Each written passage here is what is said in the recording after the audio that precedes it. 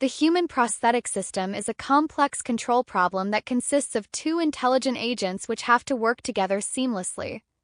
Human-robot symbiosis entails prosthetic control that seamlessly adapts to the human user and coordinates with the residual human limb effectively to enable intuitive operation.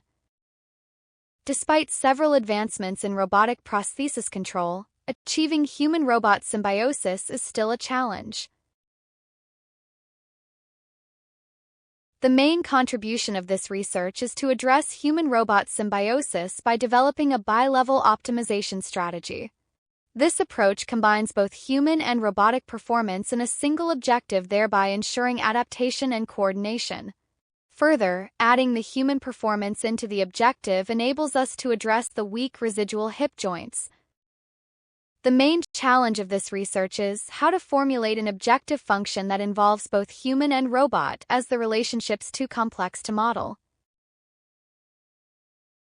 We developed and implemented the bilevel optimization approach that utilizes a combination of reinforcement learning and inverse reinforcement learning on our robotic knee prosthesis. A finite state machine-based impedance control is implemented on the knee prosthesis to facilitate walking. This controller has 4 states that are cycled through every gait cycle. To optimize the impedance parameters of each state, we implemented a reinforcement learning-based human-in-the-loop optimization approach. The impedance parameters are updated every 4 gait cycles based on the observed thigh and knee kinematics. Specifically, the algorithm aims to reduce the peak and duration errors of the control points on the joint profiles in each phase. This ensures that the observed knee and thigh profiles match their desired kinematic profiles.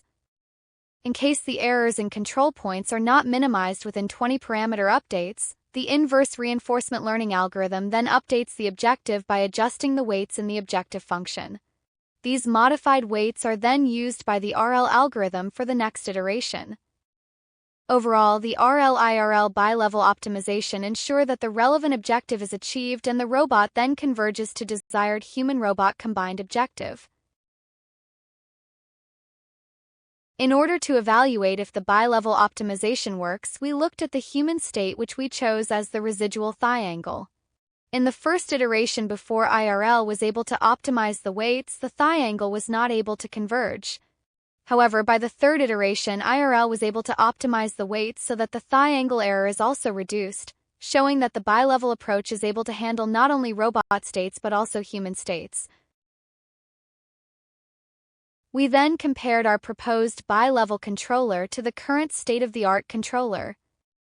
On the left is the robot state-based controller, which optimizes only robotic knee performance, while on the right is the human state-based controller that contains both robot and human states and is optimized using the bilevel optimization.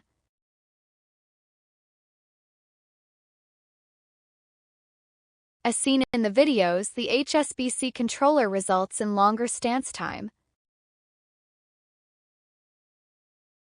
Additionally, the HSBC controller also resulted in higher step width than most participants.